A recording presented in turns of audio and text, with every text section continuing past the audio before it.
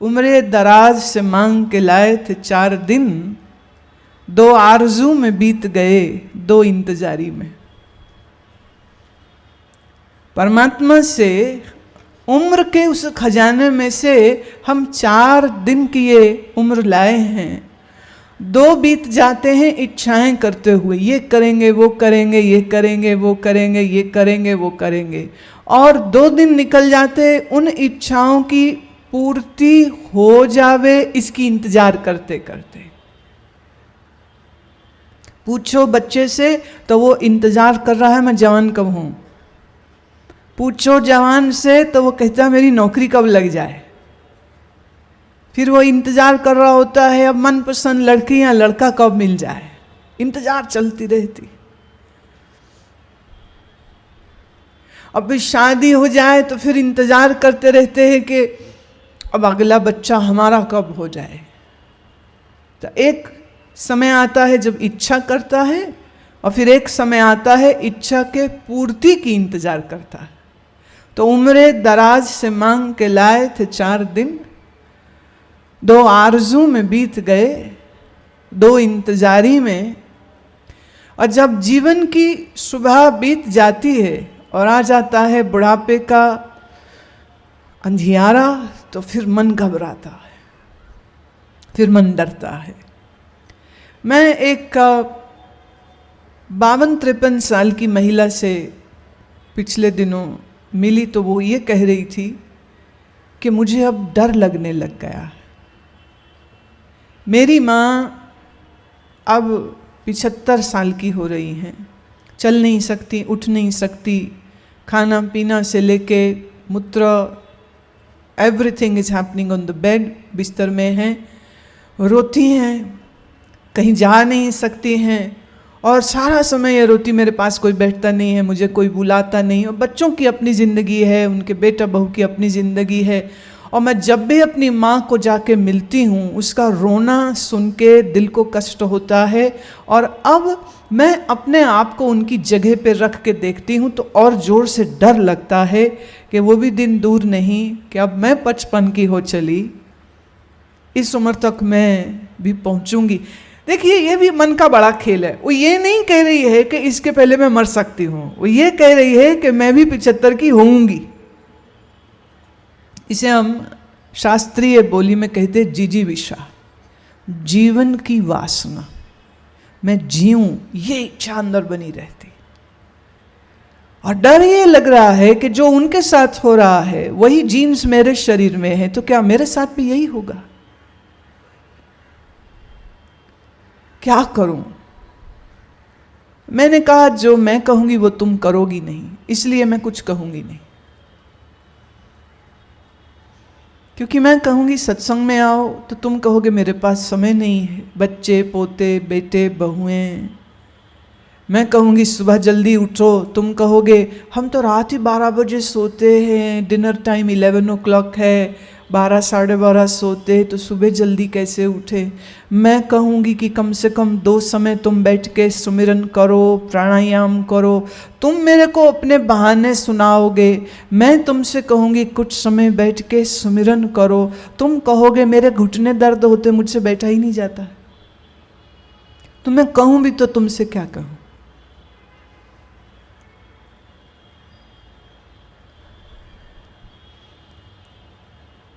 आयुर्वेदिक चिकित्सा ये कहती है कि आपके जीवन के जो पहले 20 वर्ष होते हैं, अगर आपका खान पान ठीक रहे, आप ठीक आसन व्यायाम करते रहें, आपके आहार अच्छे हों, साथ साथ विचार भी अच्छे हों, आपकी निद्रा भी अच्छी हो, तो इन पहले 20 सालों में आपके आने वाली जिंदगी की जो नींव है वो इस शरीर में पड़ जाती।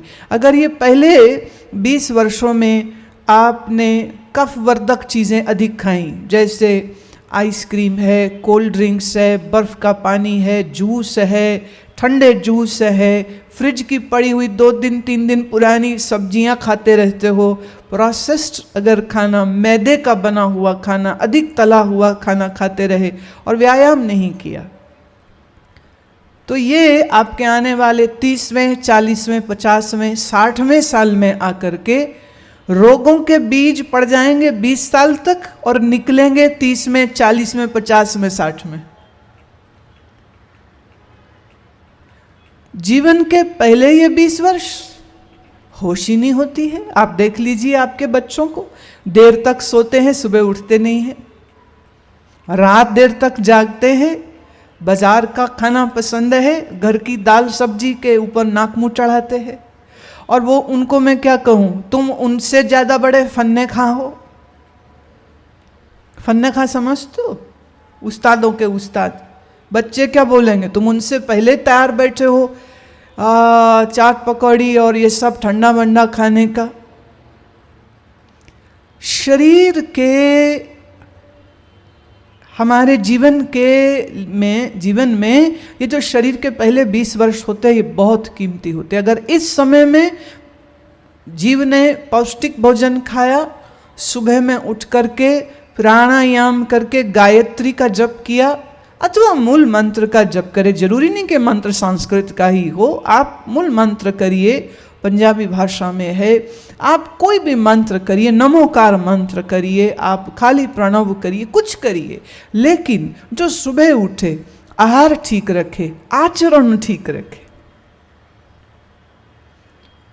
तो आने वाला जीवन रोग कम होंगे, क्योंकि आपकी जीवनी शक्ति अच्छी, the immunity gets strengthened when we eat right।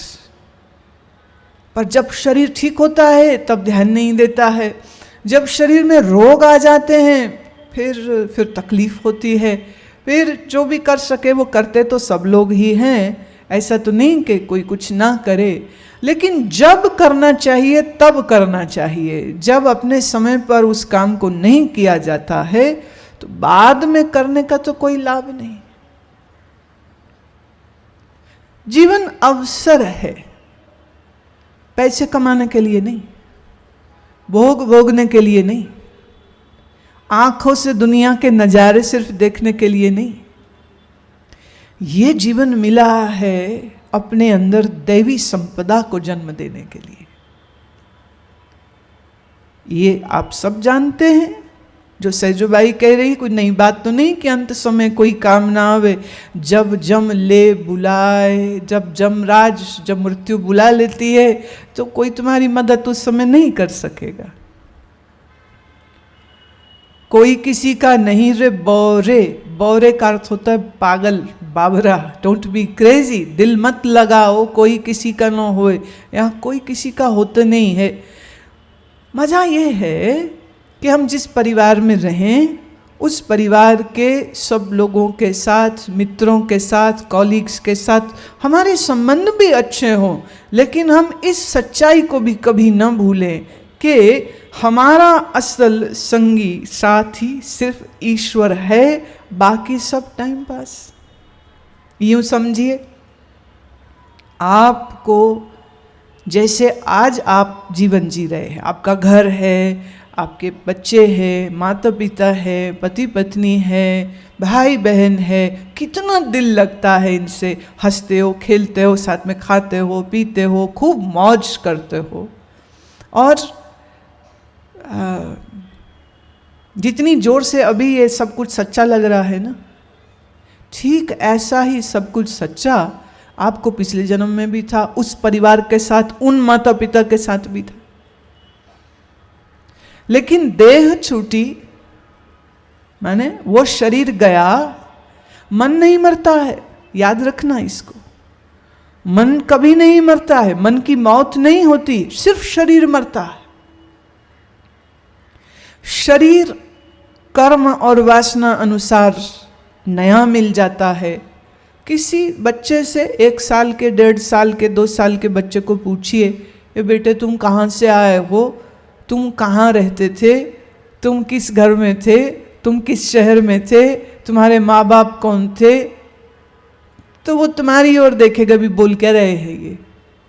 और बहुत जोर से पूछोगे तो वो ज़्यादा से ज़्यादा पूछो माँ कौन है, तो वो जो अब है माँ उसके गले लग जाएगा कि ये है मेरी माँ। पिता कौन है, बोले ये है मेरा पिता।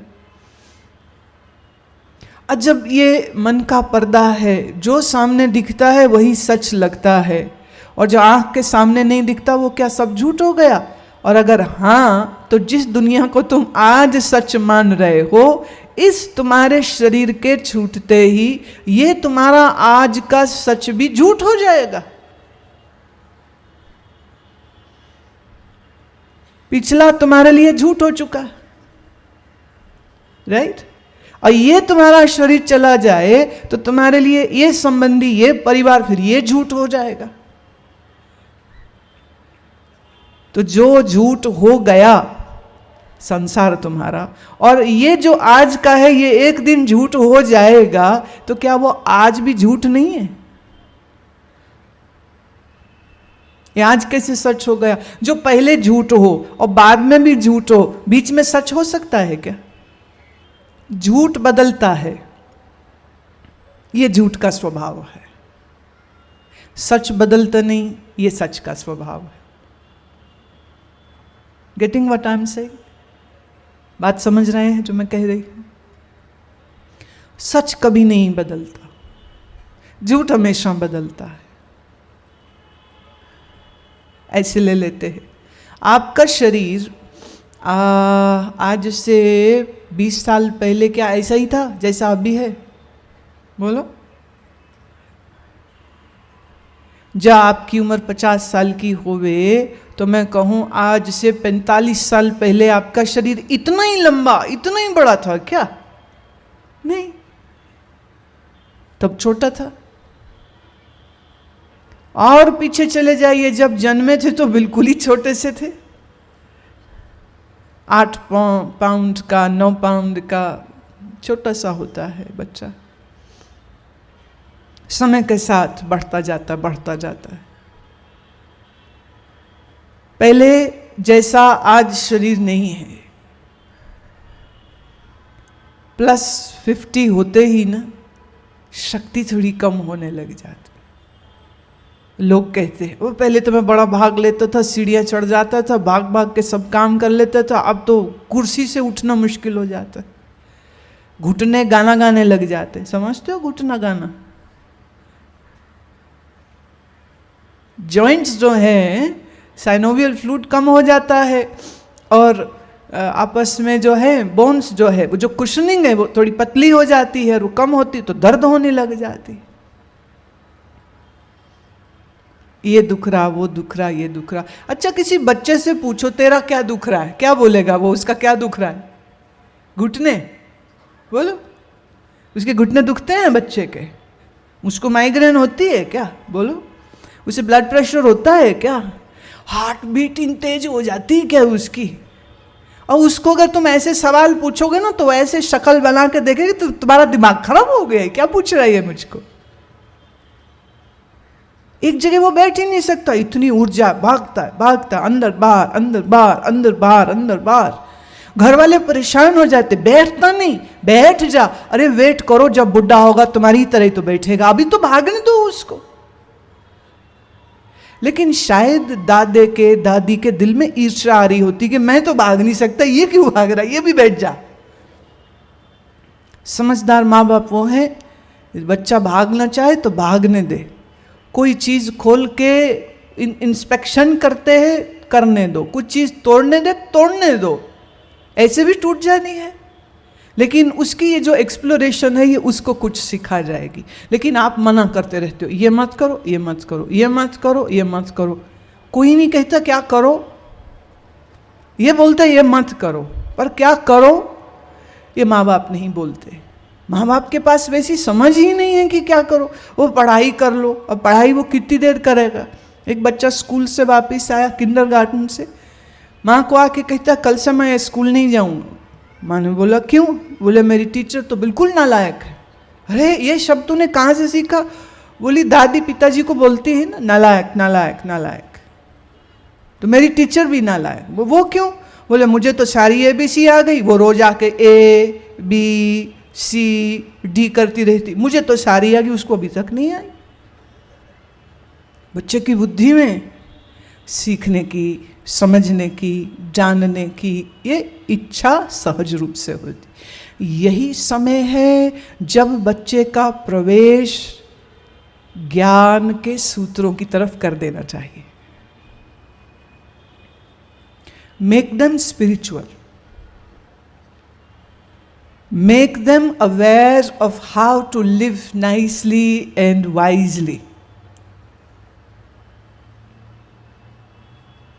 ऐसा वातावरण अगर तुम अपने घर में रखो तो जिस बच्चे को, और ये मैं देखती हूँ, जो माँ पिता समझदार हैं उन्होंने अपने बच्चों को संस्कार भी अच्छे दिए हैं, और ये बच्चे उन संस्कारों के कारण, घर में जो वातावरण है उसके कारण, जो माँ बाप सुबह उठते हैं तो वो भी उठ रहे हैं, जो माँ बाप बैठते हैं रीढ़ की हड्डी सीधी करके वो भी कर रहे हैं। मेरे पास कई बार आश्रम में इतने प्यारे प्यारे नन्हे मुन्ने बच्चे आते हैं और वो कहते हैं गुरुमा आपको पद्मासन लगा के दिखाऊं? हाँ भाई दिखाओ। और वो ऐसे पट बिना हाथ लगाए, नो, दे डू द आसन सो ब्यूटिफुली। छोटे छोटे बच्चे, मैं आपको प्रणव करके दिखाऊं? हाँ दिखाओ। And they are so happy to do it. यही बच्चा अगर इसको सिखाया ना जाए और ये हो जाए 25, 24, 28 साल का, और फिर उस समय उसको कहा जाए कि बैठ के इसको करो, वो कहा चल चल बुड्ढी माता तू कर, मैं नहीं करता तेरी बात। आपके बच्चे हैं ना घर में छोड़ के आए हो, कल ला के दिखाना जरा मुझे कि बेटे हम चल रहे सत्संग में, तू भी चल। बोले बुड्ढी माता तेरा दिमाग खराब हो गया, मेरा भी ठीक है, मैं सिनेमा जाऊंगा, शॉपिंग जाऊंगा, गर्लफ्रेंड को मोटरसाइकिल पे घुमाऊंगा कि मैं सत्संग सुनने जाऊंगा। लेकिन मैं ऐसे बच्चे भी देखती हूँ जो यहाँ इस समय भी मौजूद है, जिनको बचपन से अल्प आयु से ये संस्कार माता पिता से मिले और माता पिता के साथ में उनका आश्रम में आना, घर में सत्संग का चलना, ये सब होता रहा। इस कारण से आज भी वो अपने माँ पिता के साथ इस समय पर यहाँ बैठे हुए हैं, सुन रहे हैं, समझ रहे हैं। और सच कहूँ तो बुरा ना मानिएगा, गुस्सा मत करिएगा। न्यूजीलैंड में तो एक सज्जन तो बड़े जोर से गुस्सा हो गए, मेरे सब शिष्यों से बाद में खूब जोर से लड़ाई करी कि ये गुरु माँ ने कैसे बोल दिया। मैंने ये कहा था कि जो लोग 70+ हैं, आपकी तो एक्सपायरी डेट हो चुकी है तो अब मैं आपको क्या सिखाऊं। तो कोई सज्जन होंगे 72 के या जो भी, तो वो बहुत जोर से गुस्सा हो गए। What does she mean, how can she से दिस टू मी। मैंने कहा भाई जुबान मेरी, और सरकार ने ये राइट दिया है मुझे कि मैं अपना ओपिनियन रख सकूं। आपका ये अधिकार है कि आप मेरी कही गई बात को नकार दीजिए, लेकिन प्रूव मी रॉन्ग। हाउ, मैं आपको कहूँ 72 के हैं, 80 के हैं, लेकिन अगर शरीर को स्वस्थ रखा है और हम कहें आ जाइए सुबह में योग की कक्षा में, आसनों को करो, और वो करे, क्या मज़ा आ जाए। फिर अधिकार बनता है आपका ये कहने का कि हम एक्सपायर्ड प्रोडक्ट नहीं हैं, जान है अभी। कुछ चीज़ें देखिए पुरानी नहीं होती और ख़राब भी नहीं होती। जैसे ठीक ढंग से देसी घी बनाया हुआ हो और उसको ठीक तरह से आप संभालें तो 10 वर्ष पुराना घी औषधि होता है, और इस घी का अगर नस्यम किया जाए तो बहुत से मनोविकारों को ठीक किया जा सकता है। जितना पुराना घी हो जाए औषधि हो जाता है। तो जिन्होंने साधना, सत्संग, अध्यात्म का पहला पाठ बचपने में पढ़ लिया होता है, ये बच्चे जब 70, 80 या 90 के होंगे, ये वो खिले हुए फूल होंगे। ना केवल अपने घर में महकेंगे, ये अपने मोहल्ले में भी महक रहे होंगे, अपने शहर में भी महक रहे होंगे, और पूरे समाज को वो अपनी खुशबू देते। सच कह रही हूँ। कभी कभी मैं उदाहरण देना चाहती हूँ। मेरा लाजपत नगर में सत्संग था, काफ़ी पुरानी बात कह रही हूँ। तो वैंकूवर से एक सज्जन मिलने आए, और कद काठी भी बड़ी बढ़िया, मैंने 6 फीट 2-4 इंच होंगे वो कम से कम, और चौड़ा शरीर और गोरा रंग और लाल उनका चेहरा, बाल सफ़ेद थे। और जब वो उन्होंने मुंह खोला अपनी बात, तो इसे शेर गरजता, इतना प्यारा और इतना क्लियर, इतना साफ वो बोल रहे थे, और वो हंस हंस के अपनी बात कह रहे थे। उन दिनों सोनी में सत्संग आता था, और वो वहाँ सुनते थे। तो कह रहे थे कि मेरा ये एजेंडा था कि इस बार भारत जाऊंगा तो मुझे इनको मिलना ही मिलना है। मैं आपके भजन जब चलते हैं तो नाचता हूँ मैं। अरे क्या बताऊँ मैं, हमें कितनी खुशी हुई। उम्र का उनके उल्लास, उनके उत्साह, उनकी जीवंतता के ऊपर कोई फर्क नहीं। ऐसे व्यक्ति अपने आप में एक दर्शनीय होते हैं। लेकिन जो सारा समय क्रोध में जलते रहे, चिंता में जलते रहे, वो लोग ब्लड प्रेशर हो गया, माइग्रेन हो गई, सर दर्द हो गया और गोलियां खा के जीते रहते। अगर मैं अभी आप लोगों से पूछूं आप में कितने लोग रोज कितनी गोलियां खाते हो, हाथ उठाओ, तो शायद ही कोई बचेगा जो हाथ ना उठाए। किसी के सर दर्द है, किसी के कुछ है, किसी के कुछ है, और कुछ लोग ऐसे ऐसे किए। और मैं उनको पहचानती हूँ, ये वही है जो पिछले 10-11 साल से प्रेम में रंगे हुए हैं, सत्संग करते हैं, मस्त जीते। मस्ती तो सत्संग से ही आती है, ज्ञान से आती है, विवेक से आती है। और जिसके पास ज्ञान है उसके लिए जीवन परम आनंद की बेला बन जाता है, परम आनंद की बेला। और ज्ञान ना हो तो धक्के खाता है। आज का मैं अगला हिस्सा दैवी संपदा का ले रही हूँ। भगवान श्री कृष्ण कहते हैं, तेजः क्षमा धृतिः शौचम द्रोहो नातिमानितः भवन्ति संपदं दैवीमभिजातस्य भारतः। तेज, क्षमा, धैर्य, बाहर की शुद्धि, किसी से शत्रुभाव न होना और अपने में पूज्यता का कोई अभिमान न होना, ये भी सब दैवी संपदा के लक्षण होते हैं। पहला हम लेते हैं तेज। तेज किसको कहते हैं? नाम तेज रख लेने से आप में तेज नहीं आ जाता। तेज समझो प्रभा। प्रभा,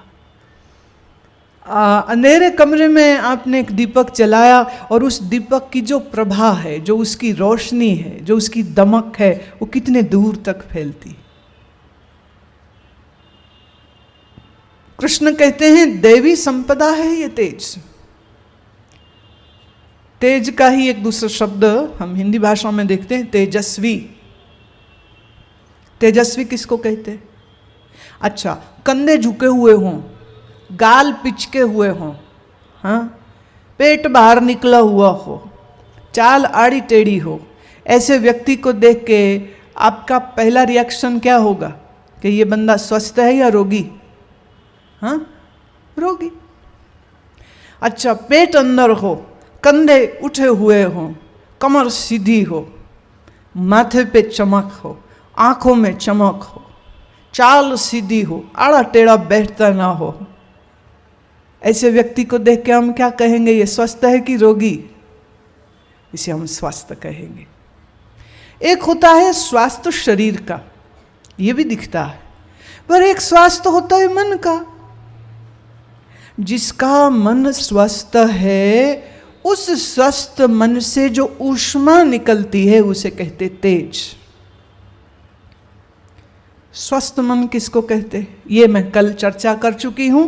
स्वस्थ मन वो है जिसमें क्रोध त्याग, क्रोध का त्याग है, सत्य है, अहिंसा है, विषय की लोलुपता नहीं है, संसार से आसक्ति नहीं है, सहज जो भोग मिल जावे उसको वो भोगता तो है पर मन उसमें बांधता नहीं है।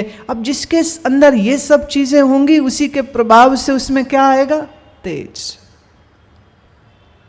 So tej can be called the result of the initial देवी संपदा, जो पहले श्लोक में जो बात करी। देखिए सीढ़ी है, ये होगा तो वो होगा, वो होगा तो ये होगा, बस वैसे ही आपके अंदर सत्य है, अहिंसा है, क्रोध का त्याग है, विषय लोलुपता नहीं है, माने आइडेंटिफिकेशन एंड पोजेसिवनेस नहीं है, अगर आपके अंदर आपका मन ऐसा शुद्ध होता है, इस शुद्ध हुए मन से जो खुशबू उठती है उसे कहते तेज।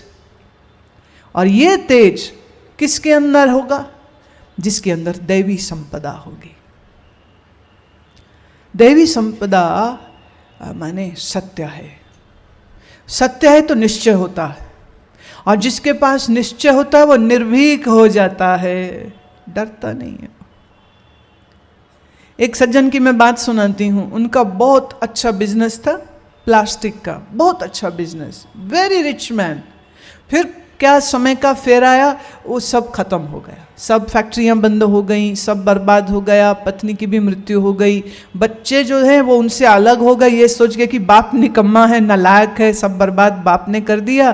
बेटे अलग होके कहीं और अपना काम करने लग गए, और ये जो हैं अकेले अपने घर में रह रहे थे। कहानी सारी मुझे मालूम थी। जब वो मुझे मिलने आए, मैंने कहा आप कैसे हैं? देखिए, आमतौर पे कोई पूछे आप कैसे हैं, आप क्या जवाब देंगे? अच्छे। चाहे ना अच्छे हों, चाहे इस अच्छे में 1% भी अच्छा कुछ ना हो, तो भी क्या बोलते हैं? आई एम गुड, हम अच्छे हैं। लेकिन इस तरह की धोखेबाजी मेरे साथ तो चलती नहीं है। और ये हमारे पुराने सत्संगी हैं। मैंने जब पूछा आप कैसे हैं, तो उन्होंने एक वाक्य में सब जो बर्बादियाँ हुई वो बोल दी। ये भी गया, वो भी गया, वो भी गया, मकान भी बेच दिया, छोटे फ्लैट में आ गया, पत्नी की मृत्यु हो गई, बच्चे मेरे अलग हो गए, अकेला रहता हूँ। और अब मन की बात कहता हूँ। मन की बात ये है, चूंकि फैक्ट्रियाँ नहीं हैं तो जो मेरे 10-12 घंटे रोज़ फैक्ट्रियों में लगते थे वो बच गए हैं। अब 10-12 घंटे जो बच गए हैं, मैं आराम से बैठ के जीवन बिता रहा हूं, क्योंकि मुझे यह लगता है मैं अब साधु हो गया हूं। मैंने कहा वो कैसे? कहते देखिए, एक आदमी अपने घर परिवार फैक्ट्री त्यागे तो साधु होता है, यहां घर परिवार फैक्ट्री ने मुझे त्याग दिया है तो मैं साधु हो गया हूं। और आपसे जो सीखा है उसका अभ्यास करता हूं। तो सुबह आसन करता हूं, 2 समय प्राणायाम करता हूं, दोपहर भी खाली है, बड़े मजे से मैं उस समय योग निद्रा करता हूँ, और जितना मुझे चाहिए उतने भर खर्चे लायक मेरे पास पैसे है और काम करने की अब ज़रूरत नहीं। जब मेरी मांगे नहीं रहती है तो पैसे की दौड़ क्यों रहेगी? बच्चे थे तो खर्चे थे, पत्नी थी तो खर्चे थे, ना पत्नी ना बच्चे। कह रहे अब तो मैं साधु हूँ। गुजरात के हैं वो।